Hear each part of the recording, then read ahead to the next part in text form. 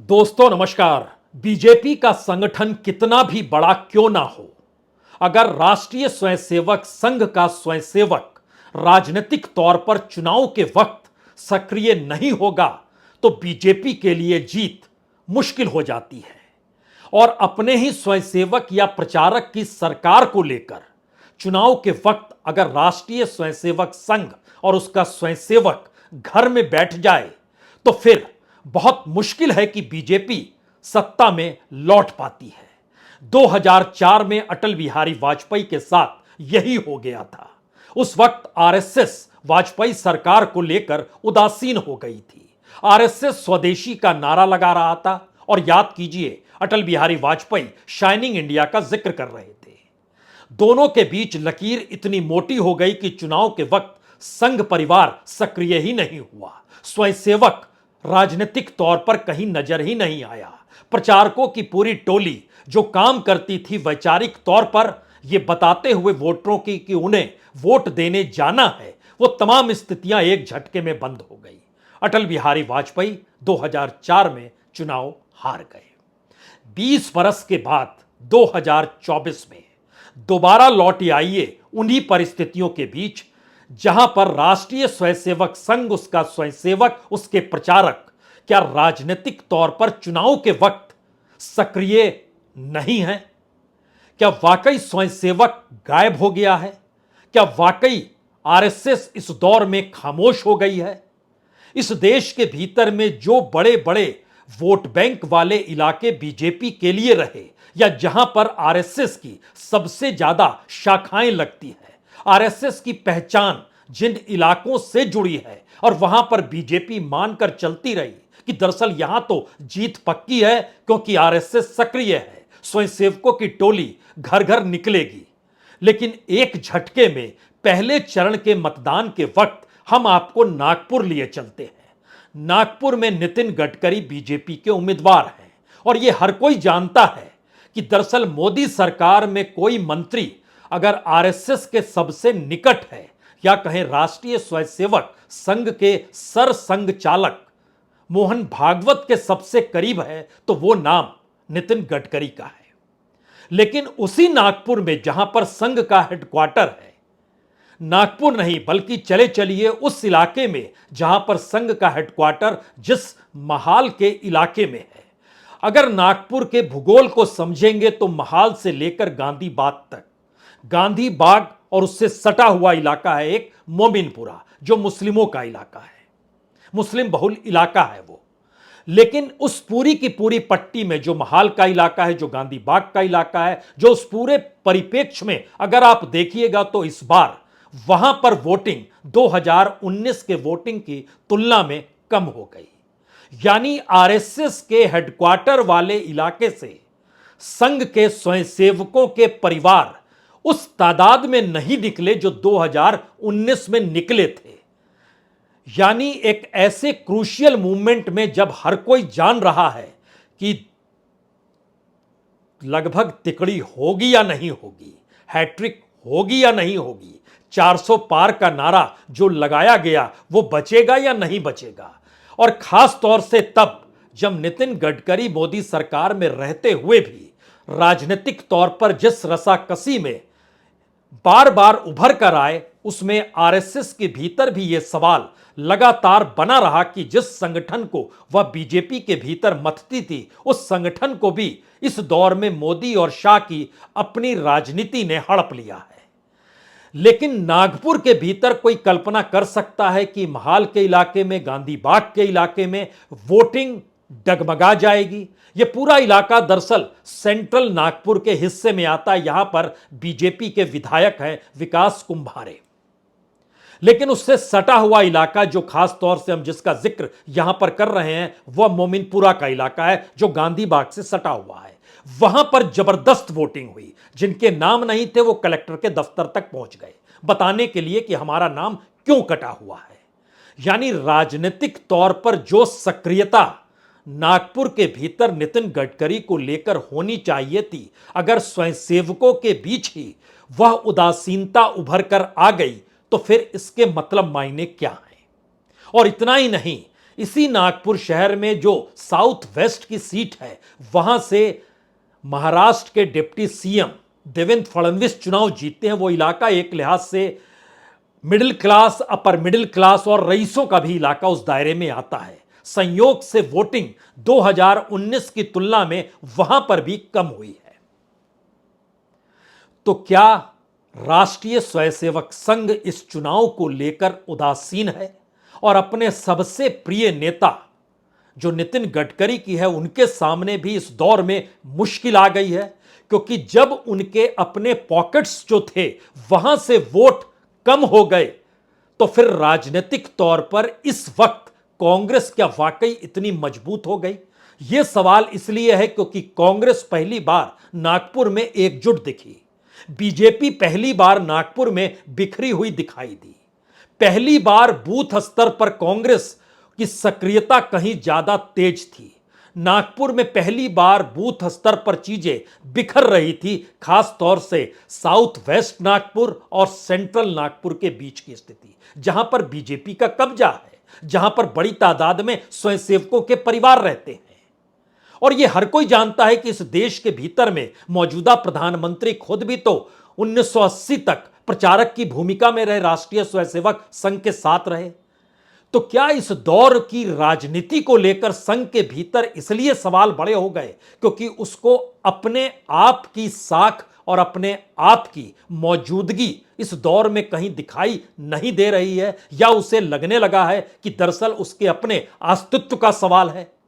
हम राजनीतिक तौर पर आए उससे पहली बार ऐसा भी हुआ है कि जो राष्ट्रीय स्वयंसेवक संघ अपने 100 बरस पूरे होने यानी शताब्दी वर्ष को लेकर 2021 से नहीं बल्कि 2014 से जब नरेंद्र मोदी देश के प्रधानमंत्री बने थे, उस वक्त से यह कहा जा रहा था कि 2024-25 में जो शताब्दी वर्ष आरएसएस का होगा वो जबरदस्त तरीके से होगा और शानदार तरीके से पूरे साल जश्न होगा। और इसका जिक्र बार बार पिछले कई बरस से लगातार हो रहा था। मसलन हम यहां पर यह आपको जानकारी दें तो नागपुर में 15 से 17 मार्च 2024 को आरएसएस के अखिल भारतीय प्रचार प्रमुख सुनील अंबेडकर कहते हैं कि इस बार तो जबरदस्त होगा, तैयारी पूरी है, यानी जन्म शताब्दी मनाई जाएगी। लखनऊ में 3 नवंबर 2023 को इसी बात का जिक्र होता है। हम 5 बड़े कार्यक्रम करेंगे जिसमें सामाजिक समरसता भी होगी, स्वदेशी भी होगा, कुटुंब प्रबोधन भी होगा, पर्यावरण संरक्षण भी होगा और नागरिक कर्तव्य बोध भी होगा। उससे पहले चले जाइए तो 2022 में ही 9 मई को मनमोहन वैद्य कहते हैं कि किस तरीके से झुंझुनू में कार्यक्रम होने लगा है। उससे पहले चले जाइएगा तो 2021 में इस बात का ऐलान किया गया जन शताब्दी वर्ष कैसे मनाया जाएगा, जो शताब्दी वर्ष आरएसएस का है उसको लेकर। लेकिन 3 दिन पहले सरसंघचालक मोहन भागवत कहते हैं कि इस बार आरएसएस अपना शताब्दी वर्ष नहीं मनाएगा। नहीं मनाए के पीछे की स्थिति यह थी कि दरअसल हम कोई अहंकार नहीं करना चाहते हैं कि हम अहंकार के साथ बताएं कि हमने ये काम किए हैं। हम कोई ढिंडोरा नहीं पीटेंगे। अपने तौर पर आरएसएस काम करते रहेगा। अब उसके भीतर के हिस्सों को जरा समझ लीजिए। स्वयंसेवक को अपना काम करते रहना चाहिए। संघ का शताब्दी वर्ष मनाने की कोई जरूरत नहीं है। संघ इसे संगठन का अहंकार बढ़ाने के लिए नहीं कर सकता है। और इस समाज की जीत अन्य समाज को सशक्त कैसे बनाएगी और अंततः जगत को लाभ कैसे पहुंचाएगी, आरएसएस तो इसी दिशा में काम करता है। यह वोटिंग से 2 दिन पहले की स्थिति है जिसका जिक्र हम कर रहे हैं कि शताब्दी वर्ष तक ना मनाने की स्थिति में वो आरएसएस आकर खड़ा हो गया जिसके अपने स्वयंसेवक जो बीजेपी में इस दौर में हैं, हर चीज को जश्न के तौर पर मनाते हैं। और खुद प्रधानमंत्री मोदी जो आरएसएस के प्रचारक रहे हैं, वो किस तरीके से इवेंट मैनेजमेंट इस देश के भीतर में हर छोटी बड़ी सफलता को लेकर करते रहे हैं, ये कोई छुपा हुआ नहीं है। तो ऐसा क्या हो गया है इस दौर में जब आरएसएस बहुल इलाके के भीतर से भी लोग वोट देने नहीं निकले? और सिर्फ नागपुर नहीं, हम आपको तमाम देश की जगह का हिस्सा बतलाते हैं जहां पर संघ की शाखाएं लगती हैं, वहां पर उनके अधिकारी नियुक्त है, स्वयंसेवकों की तादाद ज्यादा है और वहां पर इस बार वोटिंग कम हुई है। और यह चिंता प्रधानमंत्री को सताने लगी है। ऐसी वैसी नहीं, बल्कि वह स्थिति कितनी नाजुक है, उनके भाषण का एक छोटा सा हिस्सा सुन लीजिए। इसके जरिए वो अपने कार्यकर्ताओं को कह रहे हैं, स्वयंसेवकों को कह रहे हैं, या संकेत की भाषा में विपक्ष को आड़े लेते हुए इस दौर की अपने मुश्किल हालातों को बता रहे हैं। जरा सुनना चाहिए। और मैं राजनीतिक क्षेत्र के सभी दल के कार्यकर्ताओं को कहूंगा, भले आपको लगता हो आज कि भाई अब चुनाव हारने वाले क्यों मेहनत करें, मैं उनको भी कहता हूं, लोकतंत्र के लिए मेहनत कीजिए। अरे आज नहीं तो कल, कल नहीं तो परसों, परसों नहीं तो नरसों, अरे कभी तो मौका आएगा। ऐसे निराश हो गए क्या बैठ गए हो?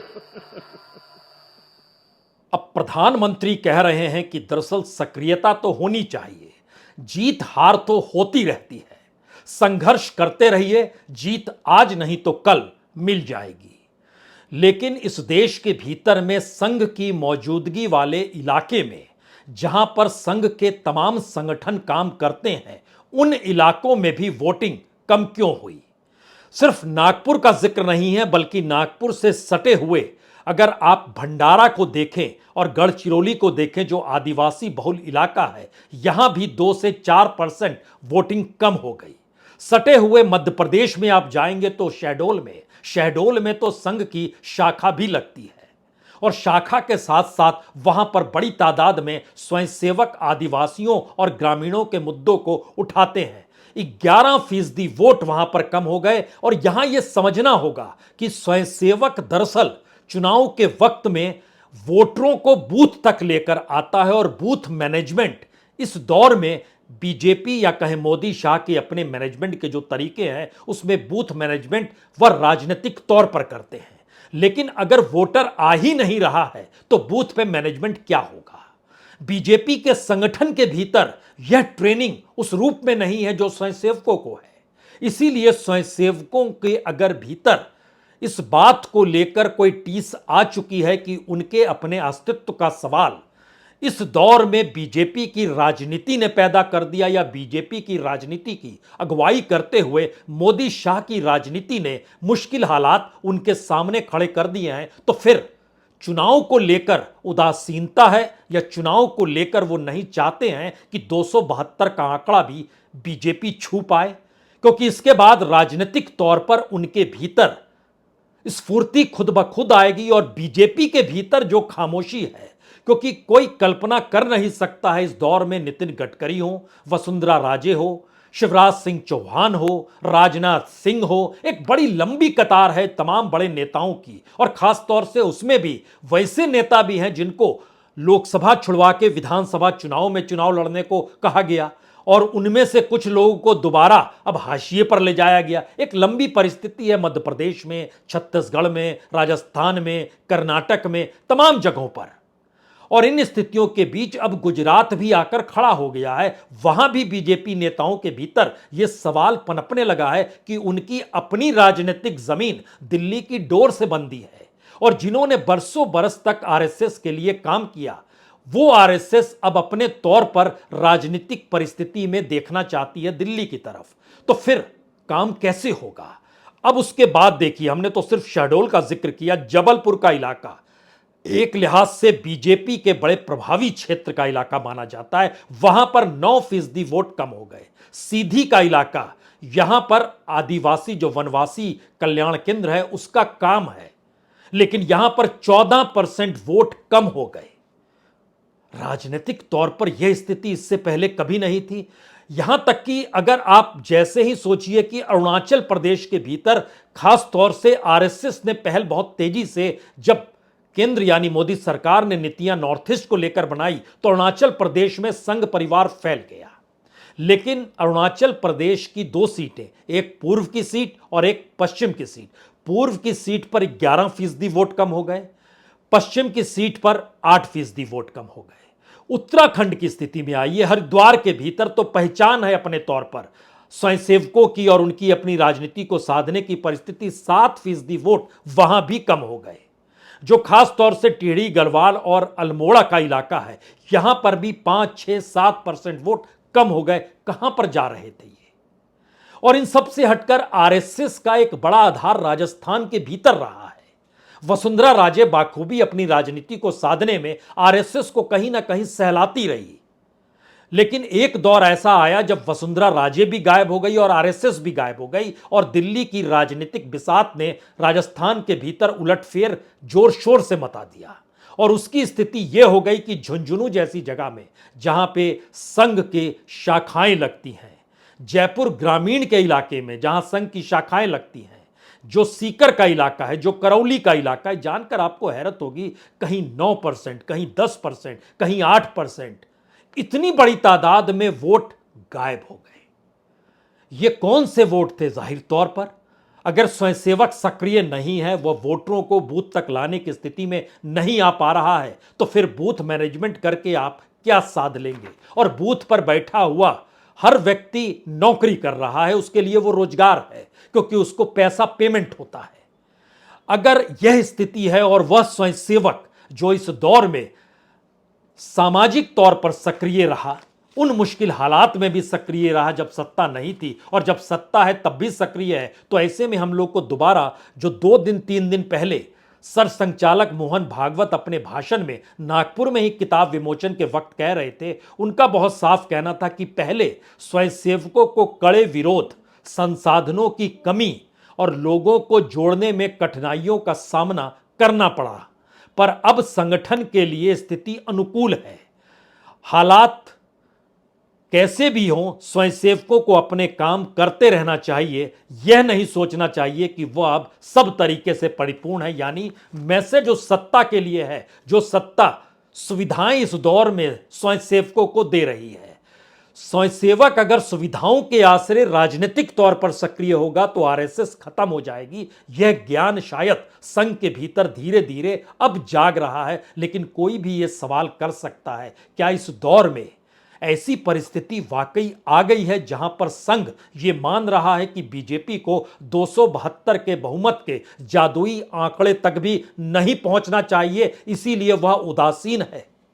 और शायद यही वो वजह है कि संघ को निशाने पर लेने वाले राहुल गांधी अब खुले तौर पर यह कह रहे हैं कि दरअसल 400 पार तो भूल जाइए, यह तो 150 की स्थिति में आकर खड़े हो गए हैं। तो अब सवाल उठता है, हमारा गठबंधन क्या करने जा रहा है? देखिए, ये जो बीजेपी के लोग बोल रहे हैं कि इतनी सीटें आएंगी, उतनी सीटें आएंगी, मैं सीधा बता देता हूं आपको, इनको 150 से ज्यादा नहीं मिलने वाली है। ये जो भी कहना चाहे कह लो, 150 से एक ज्यादा नहीं आने वाली। तो क्या वाकई बीजेपी की हालत अंदरूनी तौर पर खास्ता है और बीजेपी को पटरी पर लाने के लिए संघ की उदासीनता है? और क्या यही वो वजह है कि इसके बाद बीजेपी ही अपने आप को सुधारने के लिए बीजेपी के भीतर से कोई ऑपरेशन 4 जून के बाद वह शुरू कर देगी और संघ पीछे खड़ा होगा? ठीक उसी तरीके से जैसे उत्तर प्रदेश में जब मनोज सिन्हा को प्रधानमंत्री मोदी और अमित शाह मुख्यमंत्री बनाना चाहते थे, उस वक्त योगी आदित्यनाथ के पीछे आरएसएस खड़ा हो गया और मनोज सिन्हा मुख्यमंत्री नहीं बन पाए, योगी आदित्यनाथ मुख्यमंत्री बन गए। और जब यह माना जाता है कि उत्तर प्रदेश के जरिए ही आप दिल्ली की गद्दी तक पहुंच पाएं और योगी इस दौर में राजनीतिक तौर पर जितने सशक्त हुए, उसमें सवाल टकराव का नहीं है। उसमें बड़ा सवाल यह है कि एक तरफ योगी का मुख्यमंत्री होना, दिल्ली में संघ के प्रचारक नरेंद्र मोदी का प्रधानमंत्री होना, यानी एक शख्स हिंदू महासभा से निकला हुआ जो सावरकर के साथ वाली सोच के हैं, दूसरी तरफ प्रधानमंत्री मोदी जो हेडगेवार और गुरु गोलवलकर को लेकर चल रहे हैं। और इस दौर में संघ ने अपना विस्तार समूचे उत्तर प्रदेश के भीतर किया है। अलग अलग क्षेत्र को लेकर उन्होंने नियुक्तियां की। इतना ही नहीं, जब राजनीति सामने आ गई तो ओबीसी को ढूंढ ढूंढ कर आरएसएस ने भी पदों पर बैठाना शुरू कर दिया। और उत्तर प्रदेश के भीतर तो कई क्षेत्रों में स्वयंसेवक जो ओबीसी है, यानी संघ के भीतर भी जातियां टटोली गई। लेकिन इन सब के बीच जैसे ही चुनाव आया, वैसे ही वो चाहे इलाका जहां पर संघ की सक्रियता बीते दिनों बाखूबी तेजी से फैलती चली गई, उसमें कुछ योगदान बीजेपी और दिल्ली का भी है, बड़ा योगदान योगी का भी है, लेकिन बावजूद इसके रामपुर हो, बिजनौर हो, मुजफ्फरनगर हो, कैराना का इलाका हो, इन तमाम जगहों पर वोटिंग परसेंटेज 6 से 9% कम क्यों हो गया? और दूसरी तरफ जो एक राजनीति टकराव वाली थी, एक राजनीति मोटी लकीर के इस पार और उस पार खड़ी थी, उसमें जाहिर तौर पर वो मुस्लिमों का जिक्र कीजिए, आदिवासियों का जिक्र कर लीजिए, आप चाहें तो इस दौर में ओबीसी का भी जिक्र कर लीजिए। और यही स्थिति अगर धीरे धीरे बिहार तक चली गई, जहां पर अपने आप को सशक्त आरएसएस ने बनाया और बीजेपी ने मान लिया कि राजनीतिक तौर पर उनकी जमीन बड़ी मजबूत हो चली है, तो फिर चुनाव के वक्त ऐसी स्थिति क्या वाकई आ चुकी है जहां पर 272 के आंकड़े को बीजेपी ना छुए? यह कोई दूसरा नहीं बल्कि आरएसएस की उदासीनता और बीजेपी के भीतर कद्दावर नेताओं की यही चाहत हो गई है, और उनकी अपनी राजनीतिक सक्रियता भी सिर्फ अपनी राजनीतिक जमीन को बनाने और बचाने को लेकर हो गई है। क्योंकि इस दौर में चुनावी मैनेजमेंट पूरे तरीके से इस जोड़ी पर आकर टिक गया है, जिस जोड़ी को राजनीतिक तौर पर संघ मानता है कि दरअसल उनकी अपनी राजनीतिक साख भी खतरे में है। यानी मोदी शाह की जोड़ी ने जिस मैनेजमेंट को संभाला, उसमें उनके पास तमाम संसाधन तो हैं, वह लोग भी मैनेज हो पा रहे हैं, लेकिन बीजेपी का अपना वोट बैंक जो होता है वह इतना प्रतिबद्ध होता है कि जब तक उनके साथ आपके सरोकार और जुड़ाव ना हो, बाजार से लोग तो पैसों के जरिए आ सकते हैं, लेकिन विचारधारा के साथ जुड़े हुए लोग पैसों के जरिए नहीं आते हैं। यह स्थिति संघ अब समझ चुका है। बीजेपी के भीतर कद्दावर नेता इस बात को जान चुके हैं और राजनीतिक तौर पर बीजेपी संघ और मोदी शाह के मैनेजमेंट के इन तिकड़ी परिस्थितियों में एक अजीबोगरीब संघर्ष चल रहा है, जो 4 जून का इंतजार कर रहा है और उसके बाद की परिस्थितियां नाजुक हो जाएंगी। ये सारे सवाल हैं, लेकिन ये ऐसे सवाल हैं जिसका जवाब इस दौर में इसलिए महत्वपूर्ण है क्योंकि नागपुर की सीट अगर नितिन गडकरी की भी फंस चुकी है, यानी जो शख्स 3 लाख, 4 लाख, 5 लाख से जीत का जिक्र कर रहा था, वो बात होते होते 10,000 और 25,000 पर आकर अगर टिक चुकी है तो कुछ भी हो सकता है। और ये कुछ भी हो सकना और उसके पीछे इंडिया गठबंधन से कहीं ज्यादा संघ की अपनी समझ, बीजेपी के भीतर की अपनी चाल और मोदी शाह का मैनेजमेंट का टकराव, यही वो परिस्थिति बता रही है 4 जून को कुछ भी हो सकता है। बहुत बहुत शुक्रिया, बहुत बहुत शुक्रिया।